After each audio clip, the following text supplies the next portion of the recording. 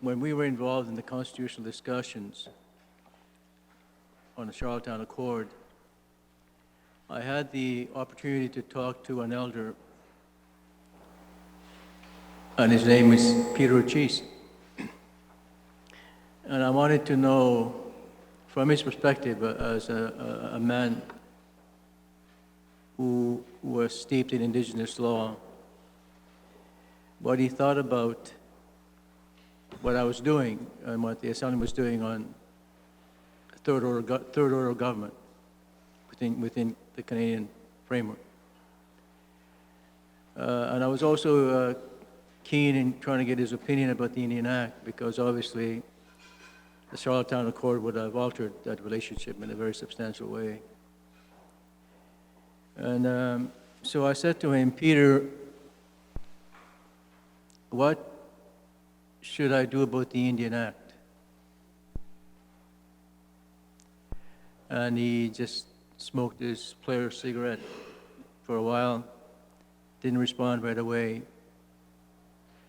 And then he said to me what I say to all my people who are listening: act Indian, not Indian Act. I thought that was pretty good advice. But it also tells about the old language. And I'm very glad to hear what you said about getting away from the Indian Act, because that's the old language. Our governments were, at the time when we made treaty, for example, before Confederation even, stable governments, governments that looked after their people, and did so in a fashion that shaped them by the land they occupied and the culture that they built on it. It's the Indian Act that suppressed all that. It was the introduction of the Indian Act that created the Chief and Council system. The Chief and Council system is not ours. That's a foreign imposition.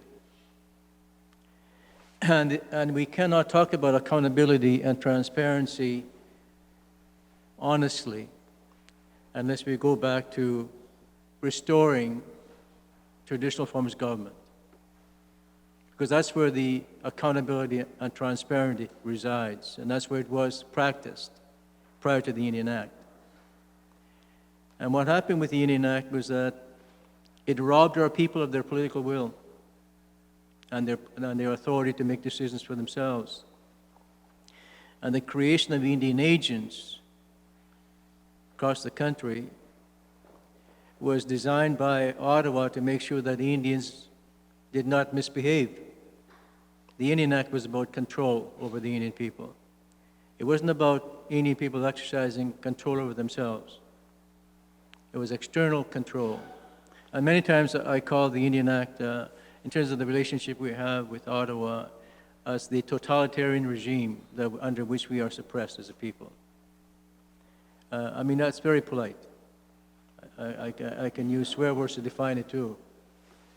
You know, and but what we need here is the understanding that Europeans don't have all the answers on governance, and that the whole idea of parliamentary supremacy is not our concept.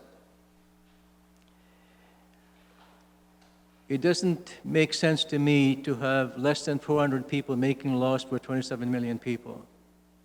That's not our idea of accountability or transparency to the people. That's your notion of governance, your idea of representative government. Ours is different. In our communities, the people are supreme. And if the leaders don't behave, the people will make it very clear to you, you're not behaving the way they want you to behave. And while the Indian Act might be there in terms of limiting the powers of the Chief and Council, the people still believe that they are the authority in what happens in their community.